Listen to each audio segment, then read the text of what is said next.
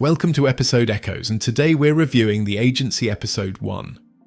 Episode 1 of The Agency sets the stage for a story steeped in mistrust, personal reinvention, and the razor's edge of geopolitical espionage.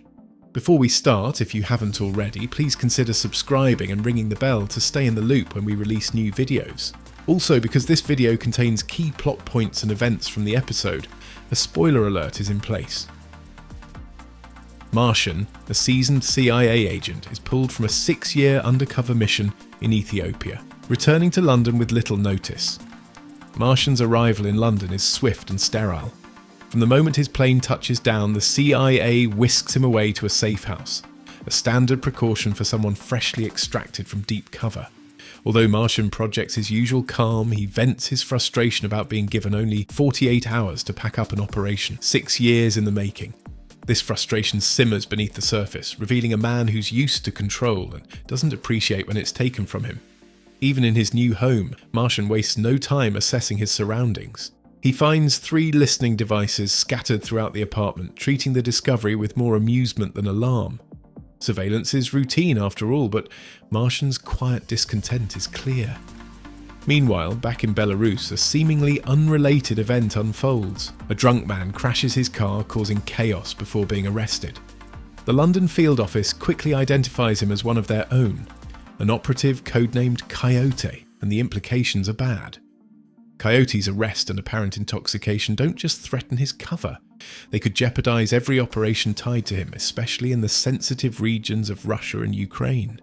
The unravelling of Coyote's situation becomes a central thread, with Henry, the CIA's head of strategy, leading the charge to assess the situation.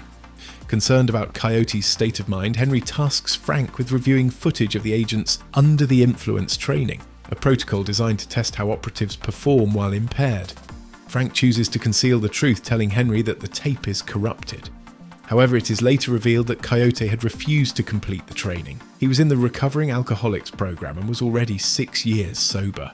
During his refusal to undergo the training, he blatantly mentions that if he ever appeared drunk in the field, his cover was already blown.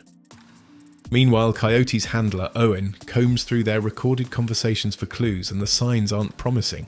Coyote's phone is still pinging at the police station where he was last seen, yet he himself has vanished. Whether he orchestrated his own escape or his cover is blown remains unclear. If he's compromised, it means that as much as 60% of the CIA's covert operations in Russia and Ukraine could be exposed.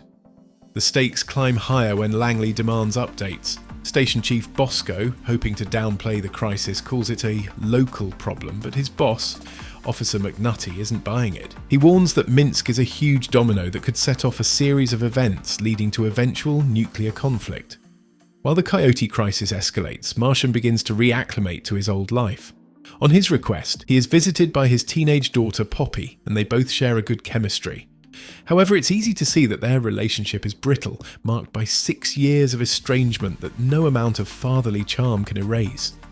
Back at the CIA office, Martian is greeted like a legend, though the fanfare does little to dispel his unease.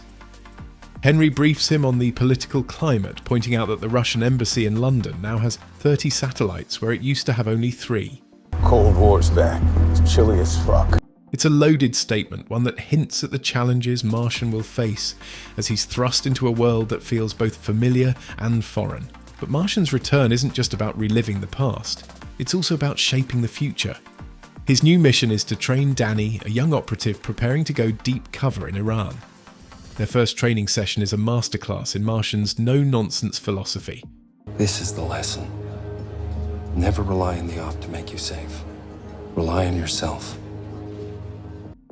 For all his professionalism, Martian's personal life proves far more challenging.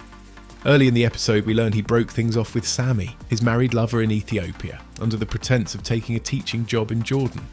But the flashback of their farewell tells a different story from the clinical detachment he describes in his debrief with handler Naomi.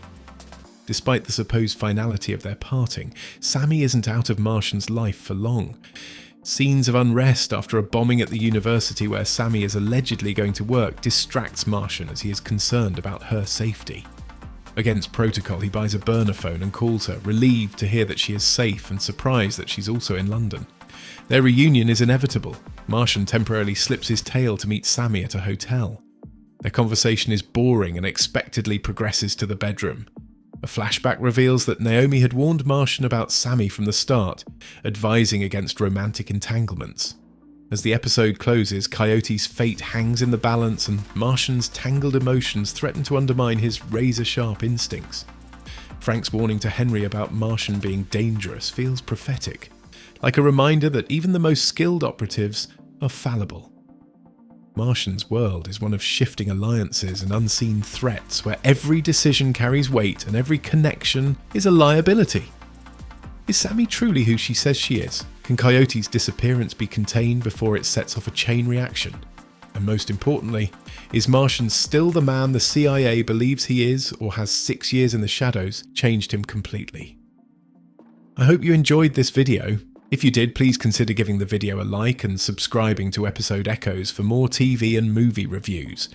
I'm always interested in hearing your thoughts, so feel free to share your own take in the comments below. Thanks for watching, and I'll see you in the next one.